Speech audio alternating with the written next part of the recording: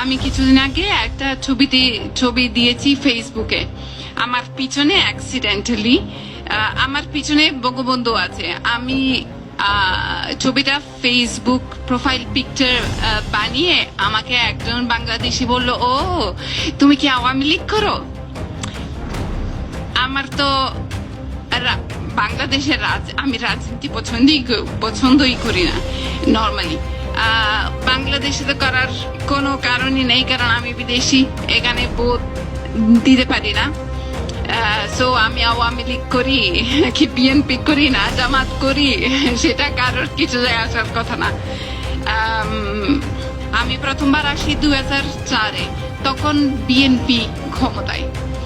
এখন বিএনপি ক্ষমতায় ছিল, তা তো আমার কিছু যায় আসে না। কিন্তু ওই সময় আমি কি জানি কোথায় কথা বলেছি, আমি দেখলাম যে স্কুলে যে পড়ানো হয় ইতিহাস তখন একটু এদিক ওদিক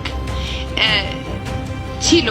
এখন আমি বাংলাদেশ না হলেও ইতিহাস হালকা করে জানি একটু, তখন মানে বাংলাদেশের ইতিহাস।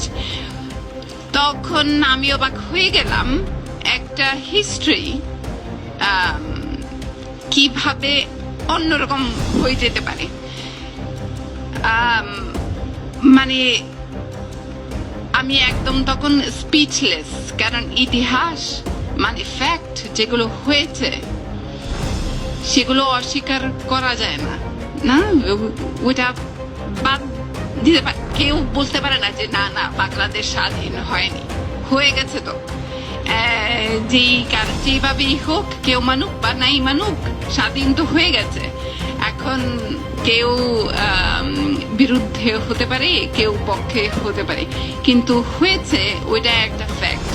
আর ওইটা ফ্যাক্ট যেগুলো সেগুলো অস্বীকার করা যায় না। আর আপনাদেরই কাজ, সরি আপনারা সবাই তো সাংবাদিক, আমার কাছে আপনাদেরই কাজ হচ্ছে সঠিক বলা। এখন আপনাদের দেশ নিয়ে আপনাদের সাংবাদিক কিরকম কাজ করে এটা নিয়ে আমার কিছু বলার নেই, কারণ আমি মাইনরিটিতে আছি, তো চুপ থাকা ভালো এই ব্যাপারে। কিন্তু একটা সত্যকে অসত্য, মানে একটা ছোট ট্রু ঘটনা তুলে একটা বিশাল মিথ্যা বলা, ওইটাও ভালো একটা কাজ আমি মনে করি না। সো সেই ক্ষেত্রে মানে কি বলবো, যখন একটা নিউজ যায় বাংলাদেশ থেকে ফেসবুকে বা অনলাইনে কোনো নিউজ যায়, তখন 100 বার দেখতে হবে জিনিসটা সত্য কিনা, আসল ঘটনা কি ছিল। এটা আমি খুব সরি, বাট এটা ঠিক যে আমি একটা কাহিনী একটা ঘটনা নিয়ে একটা জাস্ট পলিটিক্যাল, আমি সরকারের বিরুদ্ধে কথা বলবো, সেটা তো আবার নৈতিকতার মধ্যে পড়ে না আমার কাছে। এখন আপনারা তো জাজ করবেন কি হয়। যাই হোক, এই জাস্ট এতটুকু।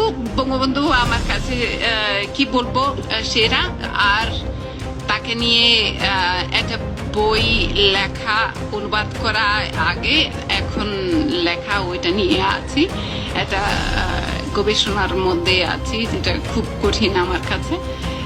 কারণ এটা কথা বললে আমি বুঝবো না, তাছাড়া ঠিক মতো বলবে, এটা আমার কাছে অনেক বড় মানে কঠিন একটা বিষয়। এই সরি, অনেক কথা বললাম, সরি। ভালো থাকবেন।